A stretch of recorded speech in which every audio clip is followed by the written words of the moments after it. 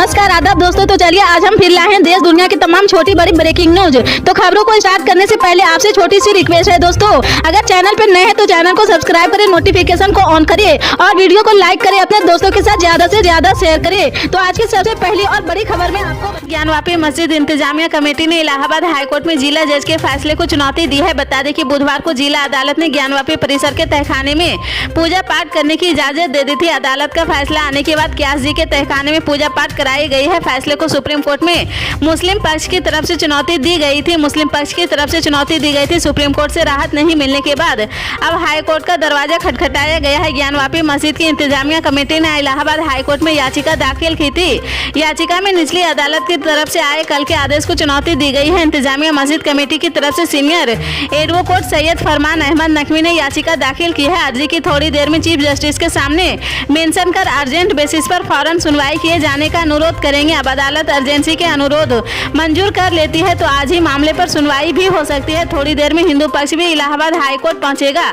हिंदू पक्ष Allahabad high court में केविट दाखिल करेगा।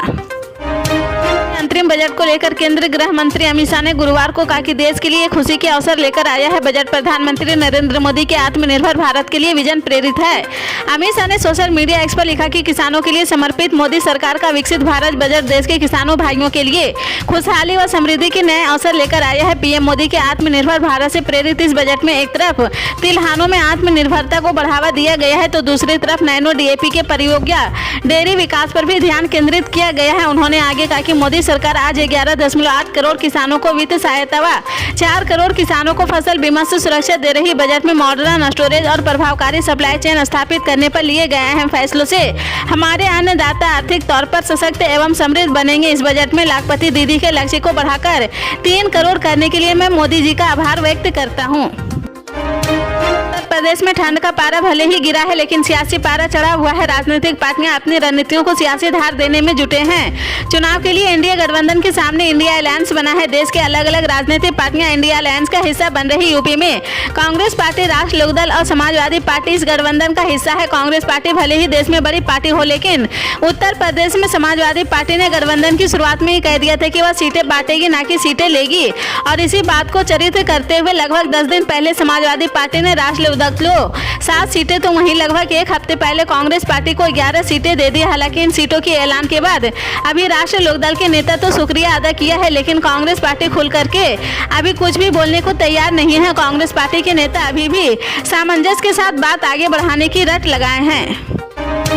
भारतीय रिजर्व बैंक ने पेटीएम के बैंकिंग सर्विस के खिलाफ बुधवार को बड़ा एक्शन लिया है। आरबीआई ने पेटीएम पेमेंट बैंक पर क्रेडिट ट्रांजैक्शन और किसी भी तरह का डिपॉजिट लेने की रोक लगा दी है। ऐसे में 29 फरवरी के बाद पेटीएम अब बैंकिंग नहीं दे पाएगा। आरबीआई ने कहा कि नियमों का पालन नहीं करने की वजह से पेटीएम पेमेंट्स बैंक पर एक्शन लिया गया है। भारतीय रिजर्व बैंक ने कहा कि 29 फरवरी के बाद पेटीएम पेमेंट्स बैंक लिमिटेड को कस्टमर अकाउंट या वॉलेट और फास्टैग जैसे प्रीपेड इंस्ट्रूमेंट, डिपॉजिट एक्सेट या क्रेडिट ट्रांजैक्शन या टॉप अप की परमिशन देने से रोक दिया गया है। आरबीआई ने यह भी कहा कि पेटीएम पेमेंट्स बैंक मौजूदा customer saving account, current account, prepaid instrument, FASTag, national या कॉमन मोबिलिटी कार्ड में रखे अपने पैसे का इस्तेमाल बिना किसी प्रतिबंध के कर सकते हैं।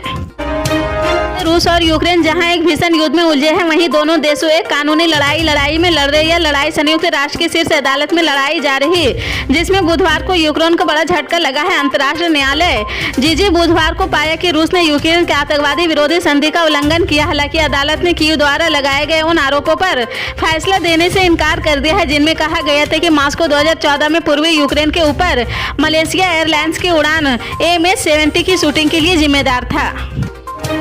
इसी तरह की पल पल के अपडेट जानने के लिए जुड़े रहें आप न्यूज के साथ। मिलते हैं।